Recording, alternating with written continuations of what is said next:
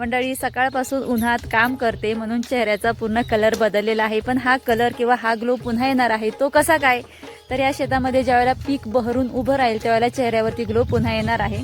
तर आता आपण मे महिन्यामध्ये या वावरामध्ये JCP लावलेली आणि JCPनं सगळ्या मोठ्या दोठ्या दगडी काढून घेतलेल्या. त्याच्यानंतर आपण ट्रॅक्टरनं नांगरटी करून घेतलेली आणि परत एकदा बारीक सारीक दगड जे होते त्यांची काढून पूर्ण वावराची चाळण करून घेतलेली. त्या दगडी उचलून 3 महिने वावर पडून होतं आणि आता स्ट्रॉबेरी लागवड करायचे दिवस चालू आहेत, म्हणून आता स्ट्रॉबेरी लागवड करण्यासाठी वावराची पुन्हा एकदा रोटारणी करून घेतलेली आहे. तर आता झालंय काय मंडळी, इतका जो बारीक एकसारखा दगड निघायलाय अक्षरशः म्हणजे बघून वैताग येतोय. किती दगडी उचलायच्यात, एकदम ह्या जे तुम्हाला दिसत आहेत ना एकदम बारीक बारीक दगडी आहेत. अक्षरशः वैताग आलेला आहे. म्हणजे आमच्या इकडचे जे शेतकरी आहेत त्यांना जर कोणतं पीक घ्यायचं झालं तर 3-4 वेळा नांगरटी केल्यानंतर ना दगडी ज्या निघतील त्या दगडी उचलाव्या लागतात. आता यंदा मी या वावरामध्ये मुरानोची व्हरायटी लावणार आहे. गेल्या वर्षी मी जो पिकवलेला माल होता तो माल मी कोणत्याच व्यापारी किंवा दलालांना दिलेला नाही आहे.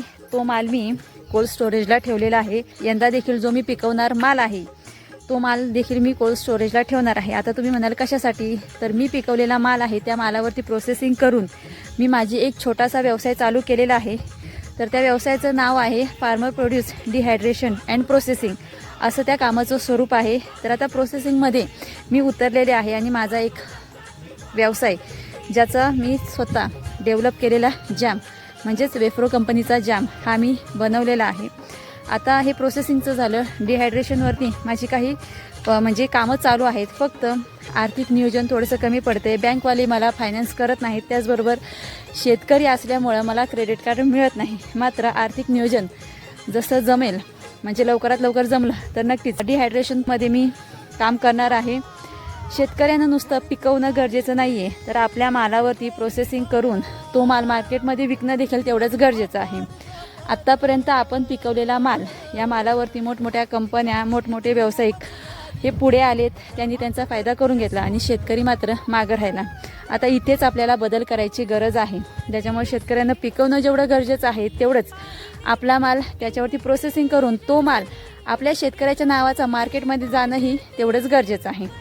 तर आता बघाल तुम्ही सकाळपासून एवढ्या दगडी उचललेत, अक्षरशः जीव घायला आलेला आहे. आणि मालक बेड आपण जे बनवलेले आहेत ते बेड देखील आपण छोटे जो ट्रॅक्टर असतो त्या ट्रॅक्टरने बेड बनवलेले आहेत. मात्र कुठे कमी जास्त माती पडलेली आहे तर त्या मालाची त्या बेडची खालीवर झालेली लेवल आहे ती लेवल एकसारखी करतायत. आणि अशा प्रकारे कामाचं नियोजन आहे आणि ते आमचे मालक आहेत. ओ इकडे बघा.